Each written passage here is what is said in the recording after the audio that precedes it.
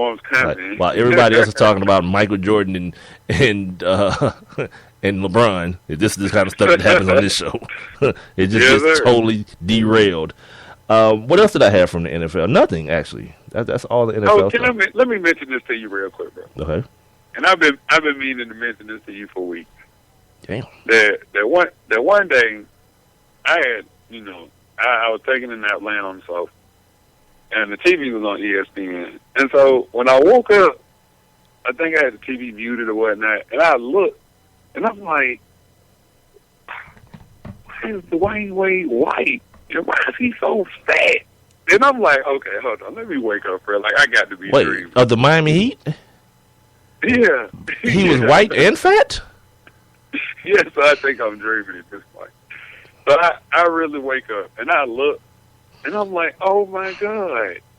Mark Stein looks like fat, white Dwayne Wade. Like, you're ridiculous. And I just saw him today, man. Next time you see Mark Stein on SportsCenter, just look at him, man. I have to even remember who that is, first of all.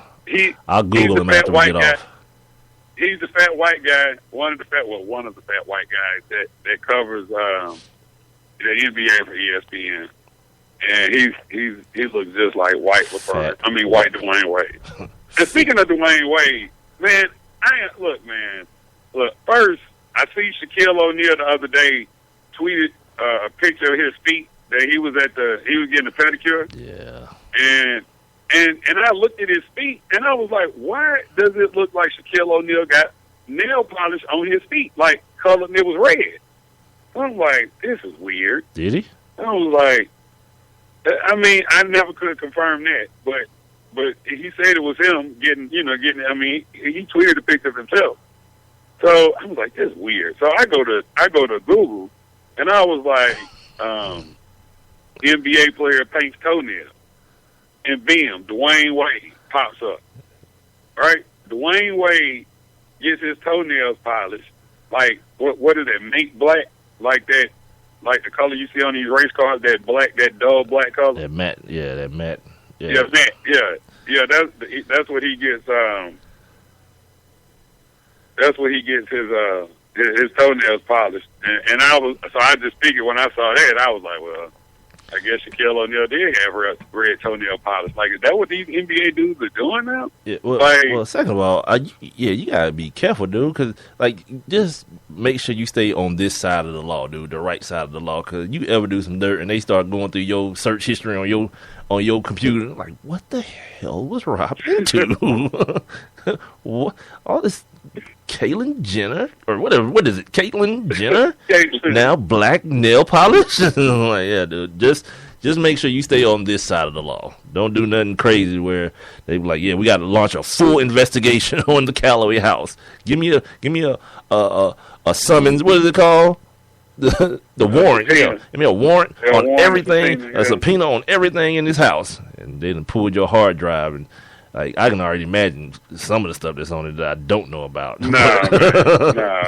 But that just kind of weirded me out, because I was like, look, Japanese snuff films. Nah.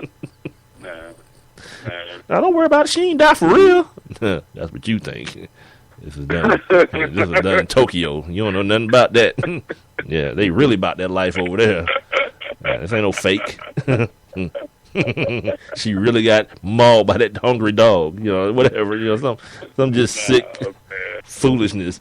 I keep trying to look at my computer, but it's frozen, and because I'm me, I haven't rebooted it. I'm just like looking at a frozen screen. All right, back to the old cell phone here. All right, so we talked about the NFL, NBA stuff. Okay. Yeah, this baseball stuff. Here, let's say this, because this goes back to the whole Johnny Manziel thing. Like, this dude, Josh Hamilton, man, he's a child. He's a total child, man. Like, and I don't understand why the coverage on him is the way it is. You know what I mean? Like, I couldn't like, okay, let's look at it this way. Let's go back a couple of years, because this is a perfect tie-in. LeBron James was at the end of his contract, exercised his right in free agency to go and play for a team of his choosing with two dudes that he got along with real good, two friends of his. and everybody lost their crap. Right? Okay, fast forward to 2015. Josh Hamilton goes on a bender with his wifey after being in the drug treatment program for MLB or whatnot. Narcs on himself, and a lot of people, and some people after it was done said, "Nah, this wasn't a dude just being honest. It's a dude that understood the system and worked the system, understanding that if he told on himself, he already knew they couldn't do nothing to him. So this wasn't some dude that was like, yeah, I want to take the high road, which makes him even more of a D-bag. All right. So then, when it's all said and done, he becomes such a malcontent where, what's his name, Moreno, the owner of the Angels, his last name Moreno or something, says, all right, to get rid of this dude, we'll pay money to get rid of this dude. And not only that, they send him back to a place so he can get babysat. Oh, Josh needs a better support system and people around him. Dude, these people got you $80-some million. You can pay for professionals to be around you? You can afford that? To make sure that you can do your job? So now, apparently, the only job this dude can have is in the state of Texas. So if the Rangers ever cut him, he got to go play for the Astros, I guess. That's the only thing that can happen. What type of foolishness is that? Like, who gets to do that in the world of professional sports? And people are just everybody, the media, everybody's just all right with it. Oh man, such a good. I guess he hit a home run the other day in his first day back up. And then yesterday he hit a walk off after Prince Fielder got intentionally walked in front of him. He had a walk off double that scored Prince Fielder, which was the go ahead run to win the ball game. Yeah, that's all cute and fine and whatever. But the fact that you put up such terrible numbers after you were paid so much money, like, they ain't got nothing to do. I don't have nothing to do with the money part of it. But to me, it's the reaction. It's the reaction. Like, another good example, Joe Johnson played hard every night. Now, you can debate what the results were, but you can't. I don't think anybody's ever accused Joe Johnson of not playing hard here in Atlanta. But no matter how hard he played, the only subject matter that would ever matter to most people here was the amount of money that he got paid. But for some reason, it's cool that Josh Hamilton got paid even more money to go away and not give the team that paid him that much money anything. Yeah, that's ridiculous. And I'm saying exactly what you think I'm saying. That, yeah, had it been a black athlete, it would have been a problem. Been a huge problem. Know that. Yep. But you guys quit giving these what they are dope fiends. Like, I don't care what they do for a living. They're dope fiends. But we tend to want to, they've got a disease and they've got a problem, and all those things may be true. But that don't mean you got to handle grown men with kid gloves. Him, Johnny Manziel, none of these people, man. If the gig, and I say this about anybody, black or white, if the gig is not important enough to you, that's fine. It ain't got to be. Josh Gordon, the kid in Cleveland, right? People want to, get on their high horse or whatever. Like, he doesn't care about football. He's selfish. That's cool. Whatever. He don't have to. If weed is more important to him than football, that's a grown man choice. If he want to make it, he can make it. It has no effect on my life. Does it have any effect on your life, Rob? Nope. Yeah. So people try to act like they mad for real. You ain't mad for real. You don't care about this kid. Oh, he's got a problem. Really? Or that the place that he works has a problem? Because the rest of the country seems to be coming around on this whole weed thing. You know what I mean? Like, everyone else seems to be slowly but surely coming around on the fact that it's not heroin. It's just not. But the NFL wants to be staunch and it wants to hold true to these fake values. That's fine.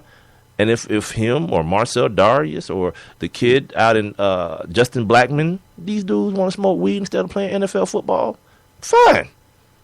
Mm-hmm. There'll be another Josh Gordon. There'll be another Justin Blackman. There'll be another Marcel Darius. But I'm not going to pretend like I care.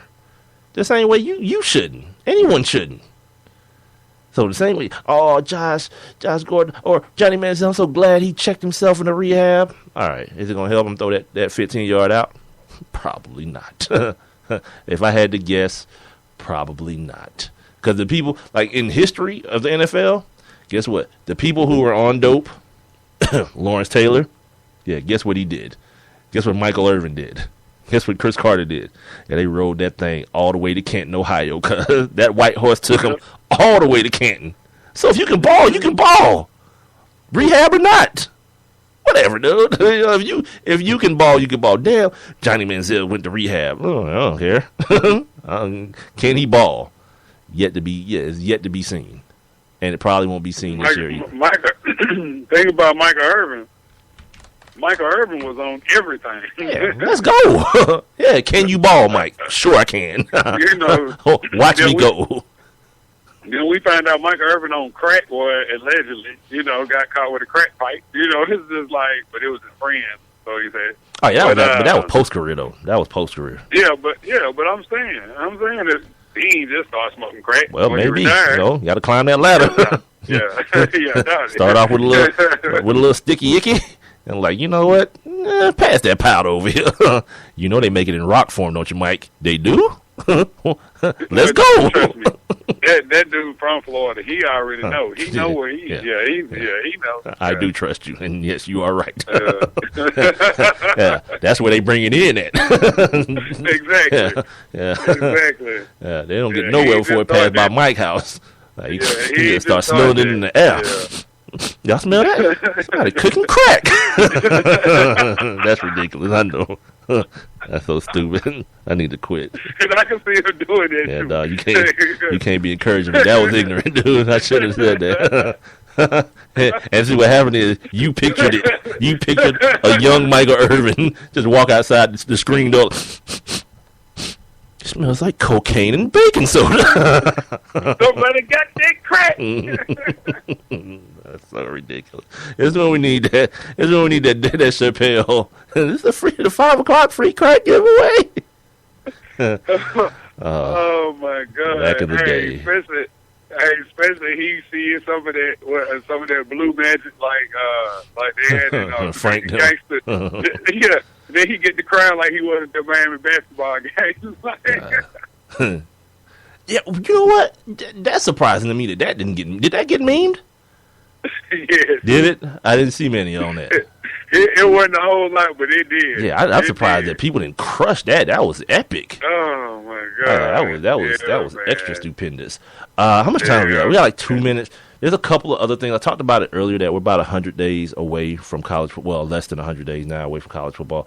And I've been doing a little bit of reading over the time that we've been doing the show, just like as I pass by things that kind of catch my interest, especially about like the home team. Well, not, they wouldn't be the home team, but kind of the Georgia Bulldogs. I wanted to see what's happening with them in the offseason. And there was an article today about, first of all, shout out to UAB, man. They're getting football back, after some real shady business down there that went on with their football program being dismantled, and then these people got fronted on, and people who decided they was going to do the right thing and not just take something so shady for their final answer, went and found out that everyone lied.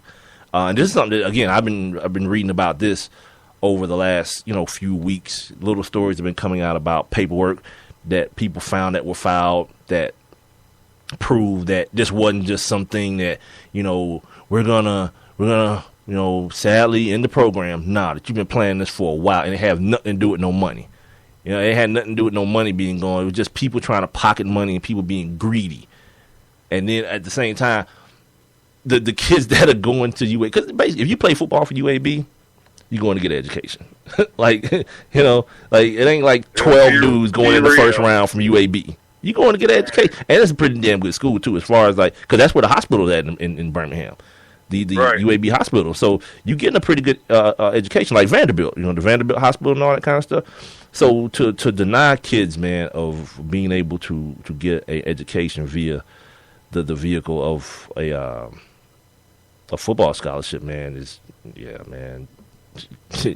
Miss me with it, man. It's ridiculous. It's totally ridiculous. And I'm glad for those kids that, they'll be able to, get back on the football field in 2016, even though they missed spring practice and all that stuff is already going on. The more important part is they'll be able to get back in the classroom and, continue their education. We always talk about it. It's funny because a lot of the black schools, they just knew they were about to